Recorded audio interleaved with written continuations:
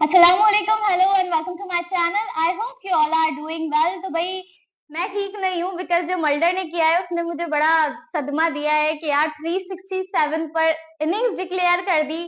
जरूरत नहीं थी उसकी। मतलब कुछ लोग कह रहे हो, खुद मल्डर ने भी कह दिया कि भाई ब्रेन लारा को रिस्पेक्ट दे रहा था इसलिए नहीं किया मैंने।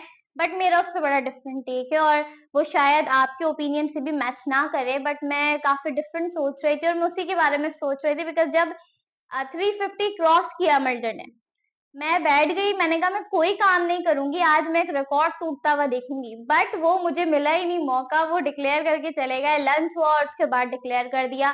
तो मुझे ये स्टेटमेंट और ये जो बातें हो रही हैं, मैं इससे बिल्कुल भी सहमत नहीं हूँ। आगे चल के बताऊंगी क्यों नहीं हूँ।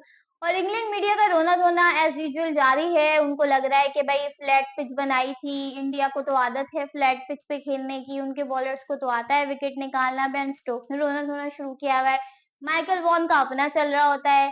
बेसबॉल इंडिया ने दफना दिए बर्मिंघम में, बट फिर भी उसके रोने रोए जा रहे हैं इस वक्त इंग्लैंड में। डिटेल में बात करेंगे। आई होप चैनल सब्सक्राइब किया हुआ है, नहीं किया हुआ तो जल्दी से सब्सक्राइब कर लीजिए। पहले मल्डर की बात करते हैं और वो वाली बात बाद में करेंगे, मीडिया वाली। बट ये वाली बात सबसे इम्पोर्टेंट है। क्या देखो, सीन ये सिंपल सी बात है। आई एग्री कि मल्डर ने कहा ब्रेन लारा बहुत बड़े प्लेयर है, मैं उनको रिस्पेक्ट शो करवाना चाहता था, ये उन्हीं का रिकॉर्ड है, उन्हीं का रहना चाहिए। बट रिकॉर्ड क्यों बनते हैं?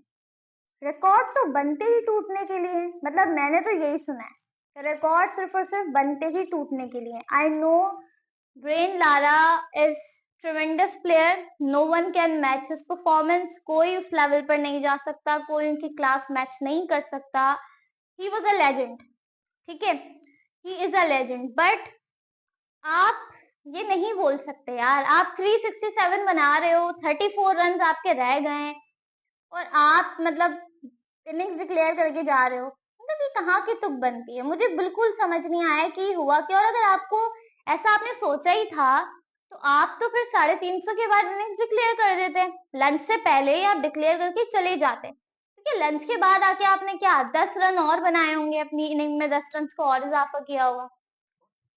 तो इन सारी चीजों को देखते हुए मैं तो बड़ी हर्ट हुई कि इतना बड़ा रिकॉर्ड टूटता हुआ रह गया, एक हिस्ट्री क्रिएट हो जाती। मतलब मल्डर को, मतलब अगर ठीक है उनका करियर कैसा होगा कैसा नहीं होगा उस पर तो हम कमेंट नहीं कर सकते, ये तो सच अ गुड प्लेयर। बट अगर ये 400 हो जाते तो भाई सब याद रखते कि मल्डर हाँ वही प्लेयर जिसने ब्रेन लारा का रिकॉर्ड तोड़ा था। ये हिस्ट्री बन जाती ना। मतलब आपने हिस्ट्री बनते बनते सारा मजाक खराब कर दिया, सारा रायता फैला दिया। खैर जो किया सो किया, अब हम उसके बारे में क्या ही कर सकते हैं। मैं सिंपल सी बात बोलती हूँ कि यार देखो, रिकॉर्ड्स हैं वो टूटते रहेंगे। अब गिल ने कितने रिकॉर्ड्स तोड़े हैं ना, गिल ने कितने रिकॉर्ड्स तोड़े। जस्ट इमेजिन गिल बोले कि भाई मैं नहीं जीत रहा बर्मिंघम में क्योंकि आज से पहले इंडिया कभी नहीं जीता, तो मैं क्यों जीतूं। मैं नहीं चाहता कि मेरे जो सीनियर्स है उनको डिसरिस्पेक्ट मिले कि भाई हम इतने बड़े बड़े प्लेयर होके नहीं जीत पाए बर्मिंघम में, लेकिन गिल ने इतनी यंग कैप्टनसी के दौरान ये वाला काम कर दिया। मतलब ऐसा हो सकता है। मुझे थोड़ा सा लॉजिकल लगा। बट आप लोगों का एक डिफरेंट ओपिनियन होगा, आप लोग समझ रहे कि ये ब्रेन लारा के टूवर्ड्स रिस्पेक्ट थी। मुझे लगता है कि अगर मल्डर ये कर देते तो ब्रेन लारा से ज्यादा खुश कोई नहीं होता, उनसे ज्यादा खुश कोई नहीं होता। Because he such a class player और उनको कोई मैच नहीं कर सकता, उनके कोई बराबर नहीं आ सकता। उन्होंने जो बनाया था, उन्होंने जो किया था और जिस दौर में किया था, वो एक खुद ही हिस्ट्री है।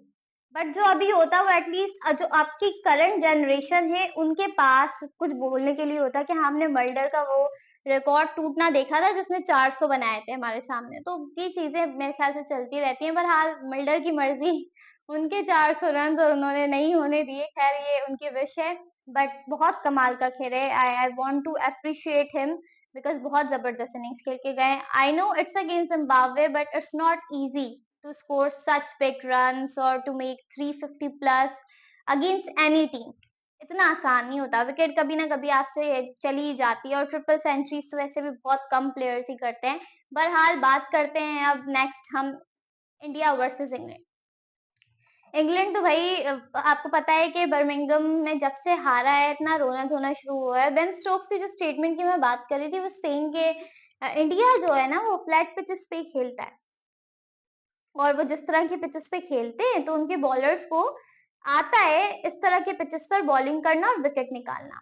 He literally said that and I was like, bro, it was your home ground, it was your pitch, it was in your hands कि आप पिच को कैसा रखें कैसा नहीं रखें, and now you are saying कि इंडिया को पता है इन पिचेस पर कैसा खेला जाता है। India is not playing in India, they are playing in England. मतलब फिर भी आप अगर ये बात कर रहे हो तो क्या ही बोला जा सकता है। Just accept your defeat.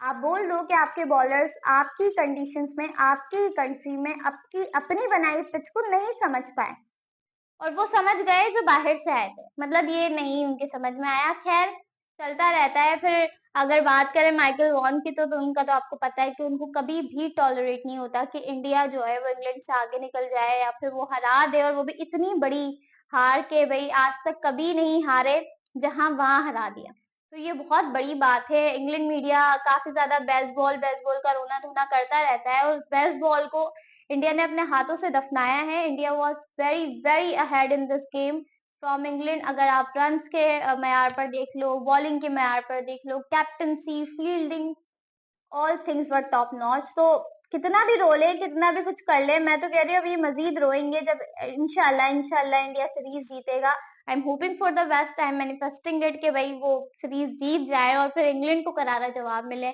और गिल एक बहुत बड़ी हिस्ट्री क्रिएट करें। बहरहाल आपने चैनल को सब्सक्राइब करना है और आपसे अगली वीडियो में मुलाकात होगी। तब तक के लिए अल्लाह हाफिज।